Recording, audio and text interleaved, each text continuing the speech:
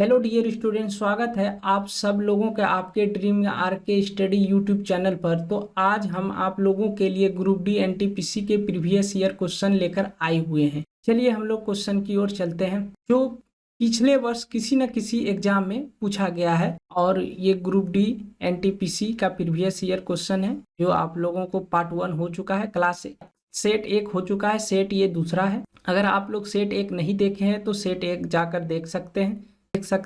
चलिए क्वेश्चन की ओर चलते हैं। पहला क्वेश्चन है, यदि किसी संख्या के आधे के 1/3 के 1/4 के 5वें हिस्से के 7वें हिस्से के 8वें हिस्से के 9वें हिस्से का मान 32 के बराबर है तो संख्या ज्ञात कीजिए।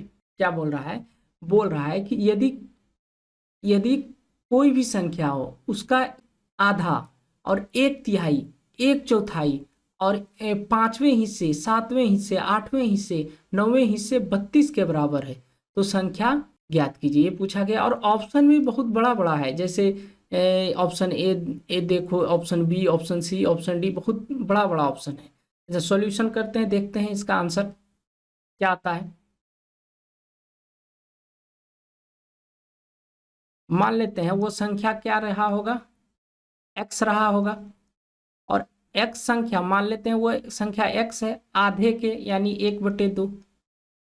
फिर क्या बोला 1/3 यानी कि 1/3। फिर क्या बोला 1/4 1/4। फिर क्या बोला 1/5 5वें हिस्से।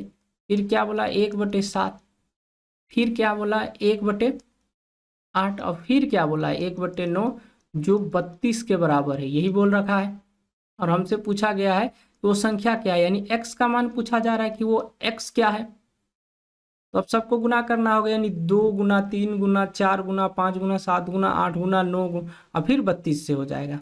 तो थोड़ा सा ध्यान देते हैं हम लोग, इसको इससे गुना करेंगे 6 से 4 से गुना करेंगे 6 को 24 पंचे कितना हुआ 120। ठीक है, अभी 7 गुना 8 करेंगे क्या होगा 56। फिर 9 फिर 32 ये हुआ। अब ये सारी संख्या को जब गुना करेंगे 120 56 9 32 को, तो लास्ट में जो यूनिट डिजिट आएगा यानी इकाई अंक आएगा वो 0 आएगा।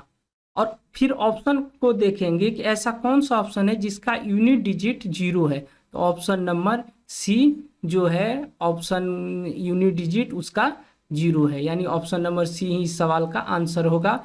बिल्कुल राइट आंसर हुआ ऑप्शन नंबर सी। अगर आप लोग इस सभी को गुना कीजिएगा तो यानी कि ऑप्शन सी के बराबर आ जाएगा, यही सवाल का आंसर हुआ।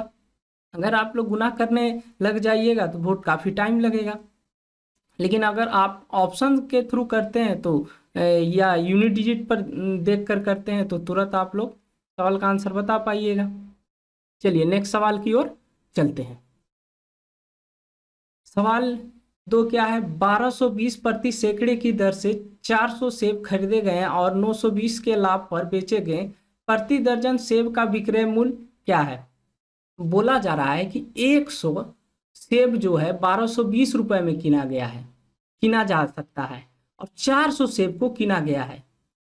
अब पूछा फिर 920 रुपए के लाभ पर उसे बेच दिया गया है और प्रति दर्जन यानी कि एक दर्जन में कितने सेब होगा 12 होता है, यानी प्रति दर्जन मूल्य विक्रय मूल्य पूछा जा रहा है।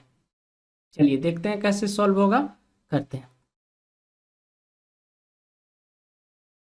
अगर 100 सेब का मूल्य कितना है 1220 रुपए है, अगर वो 400 सेब किना तो कितना मूल्य हो गया, तो 4880 रुपए हो गया। और इसी 4880 में उसे 920 रुपए का क्या हुआ प्रॉफिट हुआ है, लाभ हुआ। ये किना हुआ मूल्य है यानी सीपी है, तो वो बेचा कितना होगा, बेचा होगा 5800 रुपए में उसने बस बेचा, यानी ये एसपी रहा। तो एसपी कितना 400 ही सेब को बेचा रहा होगा। तो वो पूछा है कि वो प्रति दर्जन सेब का मूल्य, यानी कि वो 400 सेब का नहीं पूछ रहा है, वो पूछ रहा है प्रति दर्जन सेब का मूल्य।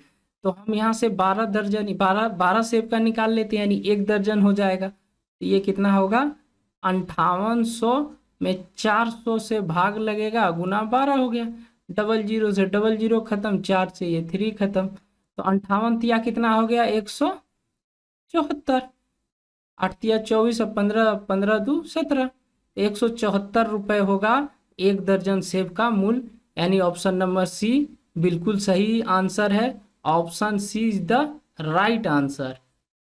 आप लोगों को समझ में आ गई होगी। अगर नहीं आई तो वीडियो को फिर से देखिए, पीछे कर कर देखिए, समझ में आ जाएगी। चलिए नेक्स्ट क्वेश्चन की ओर चलते हैं।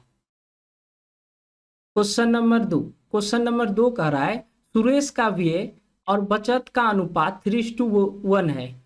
उसका वेतन 25% बढ़ाया जाता है। यदि उसकी बचत में 20% की वृद्धि होती है तो उसके व्यय में कितने परसेंट की वृद्धि होगी। एक सुरेश व्यक्ति है जिसका व्यय यानी खपत और बचत का अनुपात दे रखा है, और फिर उसके जो वेतन है यानी जो उसका इनकम है उसमें 25% का वृद्धि किया गया है, और उसकी बचत में भी 20% का वृद्धि हो रहा है, और पूछा जा रहा है उसका व्यय में कितने परसेंट का वृद्धि होगा। ये हमसे सवाल पूछा गया जो option A, option B, option C, option D है, नीचे जो दिख नहीं रहा है ऑप्शन डी भी है। चलिए देखते हैं इस सवाल का भी किस तरह ये सवाल होता है। चलिए बोला गया है कि बी यानी एक्सपेंडिचर कितना है, और एक्सपेंडिचर है सबका एक्सपेंडिचर, सेविंग का क्या दिया हुआ है रेशियो दे रखा है, कितना दे रखा है 3:1 दे रखा है। तो इनकम क्या होगा, इनकम कितना रहा होगा, इनकम 4 रहा होगा। इनकम 4 रहा होगा तब तो 3 खपत कर रहा है। एक्सपेंडिचर का मतलब 3 खपत कर रहा है, 1 बचा रहा है, बचत का मतलब बचा रहा है। और फिर बोला गया उसके वेतन में 25% का वृद्धि, यानी कि इसका इनकम में 25% का क्या किया गया है, वृद्धि किया गया, 25% का वृद्धि किया गया। फिर बोला उसके बचत में 20% का, इसके सेविंग में 20% का क्या किया गया है, वृद्धि किया गया है। तो पूछा उसके व्यय में कितने परसेंट की वृद्धि होगी, तो हमें पता नहीं है कितने परसेंट की वृद्धि होगी। सबको क्या करेंगे, गुना कर देंगे। यहाँ क्या होगा 3x, और यहाँ 20% होगा 20%, और यहाँ क्या होगा 100%, 100% इधर लिख देते हैं। तो यहाँ क्या होगा 3x बराबर ये 20% इधर जाएगा तो कितना होगा 80%। तो x बराबर क्या हो जाएगा 80/3। तो 80/3 करेंगे तो यहाँ कितना हो जाएगा 26.2/3% हो जाएगा इस सवाल का आंसर, जो ऑप्शन नंबर सी बिल्कुल सही उत्तर होगा। 26.2/3 option number C is the right answer इस सवाल का आंसर हुआ। आप लोगों को समझ में आ गई होगी अच्छे से। सवाल में कुछ नहीं था, सवाल में बस ये बोला गया था कि अगर कोई व्यक्ति है जो इनकम 4 कमा रहा है, यानी इनकम अगर 4 हो रहा है तो वो 3 खपत कर रहा है और 1 बचा रहा है, जिस पर वो इनकम को 25% वृद्धि किया गया और बचत को 20% वृद्धि किया गया। तो खपत में कितने परसेंट का वृद्धि किया गया, यही पूछा जा रहा था, हम निकाल दिए। और अगर आप लोगों को वीडियो अच्छी लग रही है तो वीडियो को लाइक कीजिए और चैनल को सब्सक्राइब कीजिए, और दोस्तों को भी बताइए।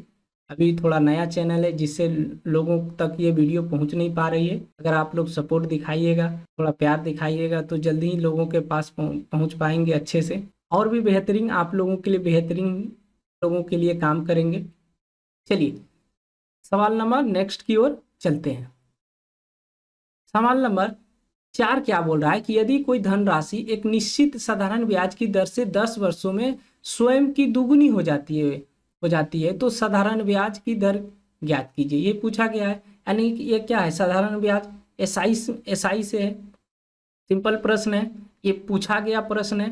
अगर आप लोग नहीं कर पा रहे हैं तो आप लोगों को बेसिक से पढ़ना होगा, एसआई साधारण ब्याज को अच्छे से पढ़ना होगा, ताकि आप लोगों को सवाल को बहुत कम टाइम में और सही तरीके से और सही अप्रोच के साथ कर पाए। अगर आप लोग सवाल कर भी पा रहे हैं, अगर लॉन्ग विधि से कर रहे हैं, तो फिर उस सवाल को करने का कोई फायदा नहीं रहेगा। क्यों? क्योंकि एग्जाम में आप लोगों को बहुत कम टाइम मिलता है। तो इसलिए सवाल को सही तरीके से और एक बार में सवाल को पढ़ने के बाद अगर आप लोग इस सवाल को कर पा रहे हैं विद इन 1 मिनट के अंदर। ऐसे तो 1 मिनट बहुत ज़्यादा हो गया, लेकिन कोई ऐसा सवाल है जो विद इन 10 सेकेंड में होगा एग्जाम में, कोई 20 सेकेंड में होगा, कोई 2 मिनट भी लेगा, कोई 5 मिनट भी लेगा। चलिए हम इस सवाल को सॉल्व करते हैं। पहले यह क्या है, SI से प्रश्न है, सॉल्व करते हैं। बोला गया साधारण ब्याज जो है 10 वर्ष में क्या स्वयं का दुगुना हो जाता है। स्वयं का दुगुना यानी कि अगर उसका मूलधन 1 रहा होगा तो 10 वर्ष में रेट पता नहीं, रेट तो निकालना है, बटे 100 बराबर 1। तो रेट बराबर क्या निकल गया, कितना परसेंट निकल गया, ये 10%। इस सवाल का आंसर हो गया। एक्चुअली इस सवाल को डायरेक्ट आप दिमाग में भी कर सकते हैं, यानी ऑप्शन नंबर डी इस सवाल का बिल्कुल सही आंसर हो गया। चलिए नेक्स्ट सवाल की ओर चलते हैं। सवाल नंबर 5 जो है ये आपका अलजेब्रा से पूछा गया है। अगर आप इस सवाल में कुछ फार्मूला यूज होगा, अगर आप उस फार्मूला को नहीं जान रहे तो ये सवाल नहीं कर पाइएगा। पहले वो फार्मूला सीखना होगा, इसके बाद ये सवाल को करना होगा। वो कौन सा कंसेप्ट है, कौन सा फार्मूला है? फार्मूला है कि x plus Y plus Z बराबर जब 0 दिया रहे तो X cube plus Y cube plus Z cube बराबर 3xy जेड के बराबर होगा। इस चीज़ों को आप लोगों को याद होनी चाहिए, या ये कंसेप्ट को दिमाग में होनी चाहिए, तभी इस सवाल को कर पाइएगा। चलिए इस सवाल को करना कैसे है तो ध्यान से देखिएगा। हम क्या करते हैं, इस सभी यहाँ लिखते हैं, इसको लिखते हैं ये x² बटे वाई जेड प्लस y² बटे ZX प्लस Z² बटे XY, यही पूछा गया है। इसके बराबर क्या होगा, हम क्या करते हैं, सबका क्या करते हैं, एलसीएम ले लेते हैं। तो एलसीएम क्या होगा, XY Z होगा। जब YZ इससे कटेगा तो क्या होगा, यहाँ x³ होगा, और यहाँ क्या होगा, y³ होगा, यहाँ क्या होगा, Z³ होगा। जब हमें पता है कि x³ plus y³ plus Z³ अगर दिया है, निकालना है, और ये भी बात दिया है कि x plus Y plus Z बराबर क्या होगा, 0 होगा, और x³ plus y³ plus Z³ बराबर अगर ये 0 दिया रहे तो इसके बराबर 3xyz होगा, यानी कि x³ plus y³ plus Z³ बराबर क्या होगा, 3xyz होगा। जो नीचे क्या बच गया, xyz हो गया, कट गया, क्या बच गया, 3, यानी इस सवाल का आंसर 3 हो गया। ऑप्शन नंबर ए इस सवाल का राइट आंसर। आप लोगों को समझ में आ गई होगी। चलिए आगे बढ़ते हैं। सवाल नंबर 6 क्या बोला, यदि संख्या 0.13 पर बार है को p बटे q के रूप में व्यक्त करने पर प्राप्त मान इनमें से किसके बराबर होगा। चलिए सवाल को सॉल्व करते हैं। सवाल बोला है 0.13 के ऊपर बार, इसको p बटे q के रूप में व्यक्त कैसे करेंगे। हमको पता है जितनी संख्या पर बार है उतना ही क्या होगा, उसके नीचे 9 हो जाएगा।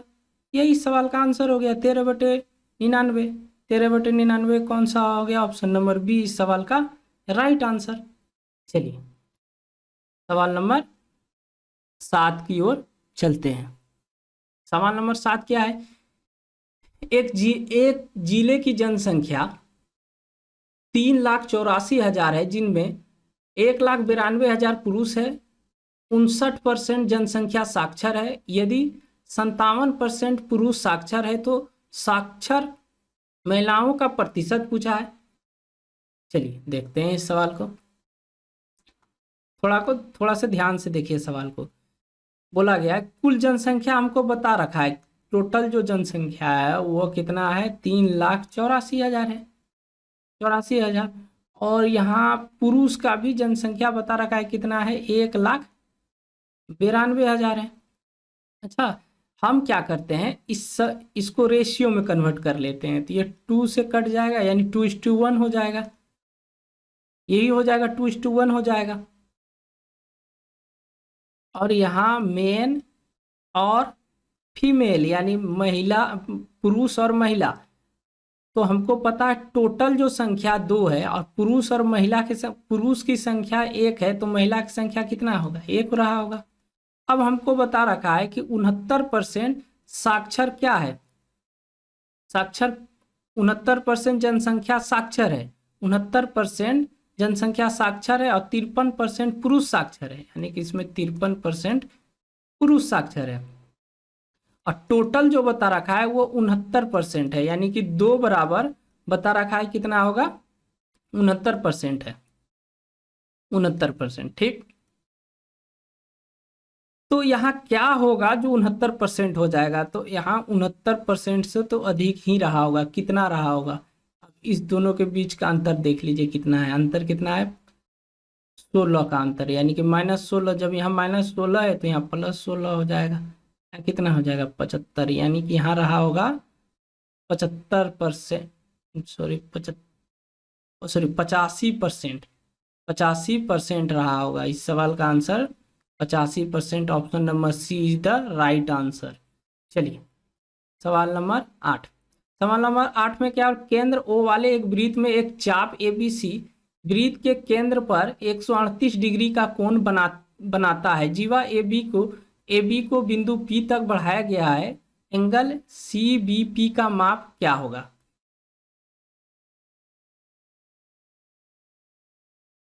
ठीक है, एक वृत्त है, एक वृत्त है और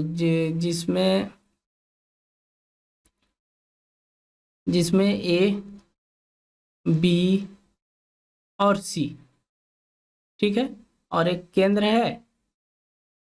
केंद्र है और जिस पर केंद्र पर बना कोण कितना है, 138 डिग्री है। और हमसे पूछा गया है कि एंगल CBP यानी कि AB को P तक बढ़ाया गया है, बता रखा है, और इस एंगल का मान हमसे पूछा जा रहा है। अच्छा, हम यहाँ से ही अपने मन से ये ड्रॉ कर लेते हैं। क्यों ड्रॉ किए, किसी चाप द्वारा परिधि पर बना कोण उसके केंद्र पर बना कोण का ये क्या होता है, आधा होता है। और जब ये आधा होगा 138 का ये आधा होगा तो ये कितना होगा, 69। जब ये 69 होगा तो ये भी 69 होगा, यानी कि इस सवाल का आंसर जो हो जाएगा वो 69 हो जाएगा, ऑप्शन नंबर बी। समझ में आ गया होगा, अगर नहीं समझ में आया तो वीडियो को फिर से रिपीट करके देखिए, उम्मीद करते हैं समझ में आ ही जाएगी। ठीक है, चलिए, एक लंबवृत्तीय बेलन के वक्र पृष्ठीय के क्षेत्रफल और पूर्ण पृष्ठ का क्षेत्रफल 2:5 है। तो बेलन की ऊंचाई और त्रिज्या का अनुपात ज्ञात करने के लिए अनुपात पूछा जा रहा है। बेलन का वक्र पृष्ठीय क्षेत्रफल, बेलन का कुल पृष्ठीय क्षेत्रफल अगर पता है तो तुरंत सवाल हो जाएगी। और पूछा गया है उसका ऊंचाई का रेशियो, त्रिज्या का रेशियो पूछा जा रहा है। चलिए सवाल को करते हैं।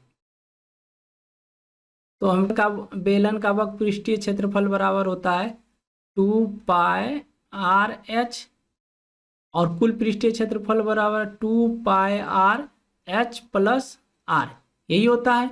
और इसका भी अनुपात बता रखा है 2/5, और 2πr से कट जाएगा, तो ये क्रॉस गुना होगा तो यहाँ क्या होगा 5h होगा, यहाँ क्या होगा 2h + 2r, यहाँ क्या होगा 3h बराबर क्या होगा 2r होगा, इधर लिख देते हैं। तो हमसे क्या h और r का पूछा है, h और r कितना होगा 2:3, यानी कि 2/3। इस सवाल का आंसर हो जाएगा 2/3, ऑप्शन नंबर बी। इस सवाल का राइट आंसर हुआ ऑप्शन नंबर बी।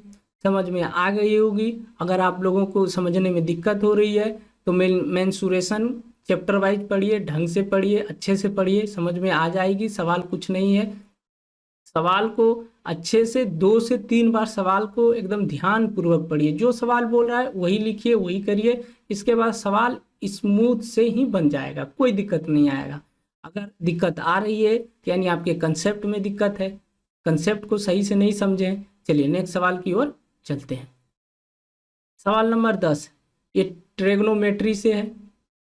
ट्रिग्नोमेट्री से है कि टेन 15 डिग्री और कोट 15 डिग्री का मान क्या होगा। अब जिसे टेन 15 और कोट 15 का मान नहीं पता होगा तो ये सवाल डायरेक्ट टेन 15 डिग्री का जो मान है 2 माइनस √3, कोट 15 डिग्री का मान होगा 2 प्लस √3, दोनों को जोड़ देंगे तो क्या आंसर होगा 4। इस सवाल का आंसर हो जाएगा।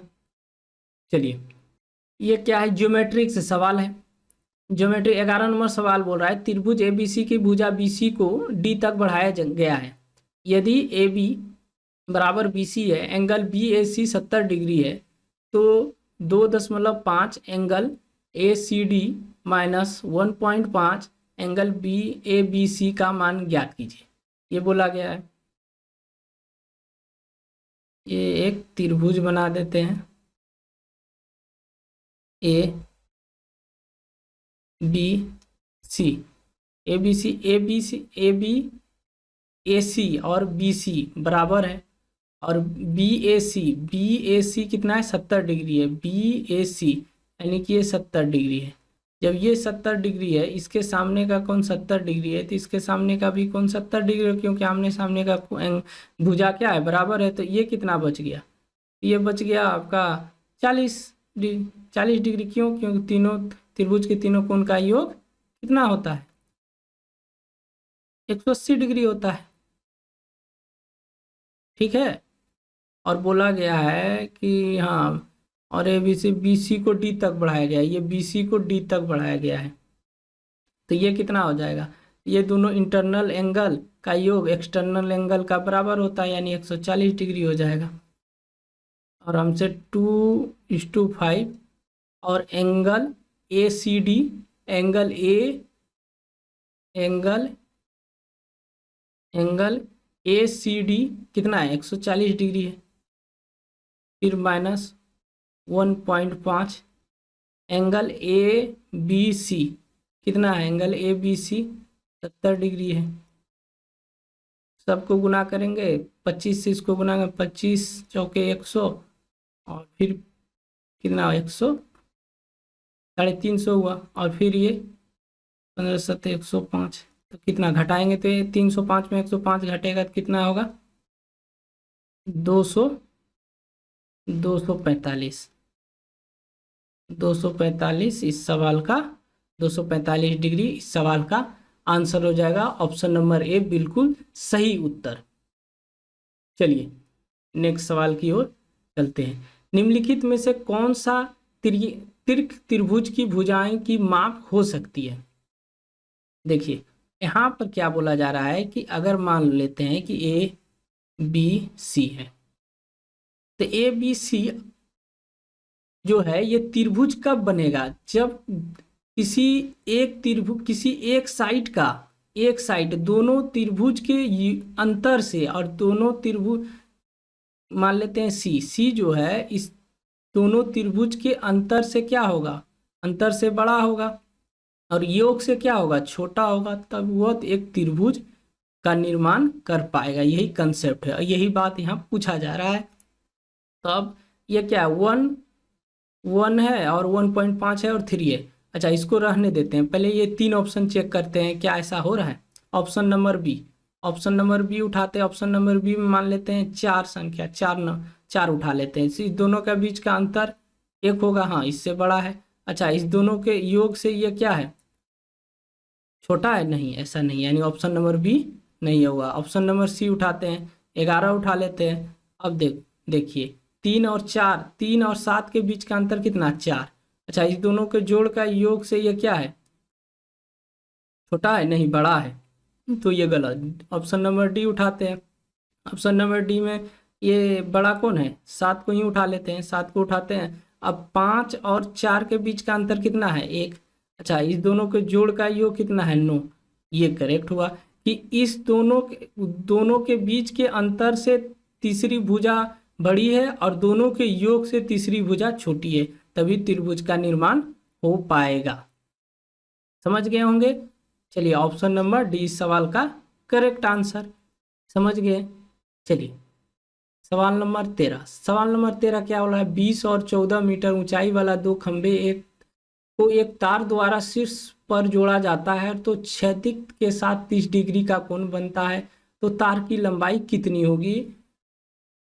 समझ में आ गया होगा। पढ़े जितना भी सवाल हम लोग, चलिए इसको भी सवाल को निपटाते हैं। बोला गया कि एक है 20 मीटर लंबा, एक क्या है, एक खंबा है, और एक 40 मीटर लंबा एक खंबा है। ठीक है, इस दोनों के शीर्ष एक दूसरे से क्या किया गया, जोड़ा गया। तो यहाँ पर कोण जो बना वो 30 डिग्री का कोण बना। और एक खंबा कितना का है, एक खंबा है 40 मीटर का है, 40 मीटर 114 मीटर का है। और ये टोटल कितना का है, 20 मीटर का है। इधर जब ये 14 मीटर है तो शेष ये कितना मीटर रहा होगा, 6 मीटर रहा होगा, 6 मीटर। तो 30 के सामने का एंगल 6 मीटर है, तो 90 के सामने का कितना होगा, तो जब 30 के सामने का यानी 1 यूनिट बराबर 6 है और 90 के सामने 2 यूनिट होता है, 2 यूनिट बराबर 6 गुना कर देंगे 12 मीटर इस सवाल का आंसर हो जाएगा। समझ में आ गया होगा। चलिए सवाल नंबर 14। रमन अपने माल का विक्रय मूल्य लागत मूल्य से 16% अधिक निर्धारित करता है। वो अपना माल निर्धारित मूल्य से 12% कम में बेचता है, तो 2 दशमलव स्थान तक लाभ परसेंट ज्ञात कीजिए। देखिए कैसे ज्ञात करेंगे, 16% का क्या हो रहा है, उसको अधिक लाभ अधिक मूल्य में अंकित करता है, 12% का उसे नुकसान हो रहा है, तो 16 माइनस 12/100। यहाँ कितना हो गया, 4 हो गया। और यहाँ गुना करेंगे 16 दूना 32 और 16 दूना 32 और 3 ये 19 में डबल 100 है, भाग देंगे तो 1 अंक 2 अंक के बाद दशमलव लग जाएगा। ये घटेगा तो कितना हो जाएगा, 2.08। इस सवाल का आंसर हो जाएगा 2.08% प्रॉफिट लाभ होगा, लाभ होगा। चलिए 15 नंबर सवाल बोल रहा है, 15 नंबर सवाल ये बोल रहा है कि 10 मीटर लंबी एक रेलगाड़ी 64 किलोमीटर पर घंटे की चाल से चल रही रेलगाड़ी द्वारा उसकी विपरीत दिशा में 8 किलोमीटर पर घंटे की चाल से दौड़ रहे व्यक्ति को पार करने में लिया गया समय ज्ञात कीजिए, ये पूछ रहा है। चलिए इसको भी सॉल्व करते हैं। 100 मीटर लंबे एक रेलगाड़ी है जो 64 किलोमीटर पर घंटे की चाल से वो चल रही है, और फिर 8 किलोमीटर पर घंटे की चाल से वो एक व्यक्ति दौड़ रहा है रेल के विपरीत। दोनों एक दूसरे के विपरीत है तो ये जुटेगा तो कितना होगा, 72 किलोमीटर हो जाएगा। इसको मीटर पर सेकेंड में हम क्या करेंगे, बदल लेंगे। 18 चौके 72, ये कितने बार में गया, ये 5, यानी 5 सेकेंड में एक दूसरे से मिल जाएगा। चलिए और भी क्वेश्चन है, आज यहीं तक रखते हैं क्योंकि काफ़ी रात हो गया है। अगर आप लोगों को वीडियो अच्छी लग रही हो तो वीडियो को लाइक कीजिए, कमेंट कीजिए और दोस्तों को पास शेयर कीजिए, चैनल को सब्सक्राइब कीजिए। अगली क्लास में मिलते हैं इसी तरह बेहतरीन प्रश्न के साथ। तब तक आप लोग अपना ख्याल रखिएगा। जय हिंद।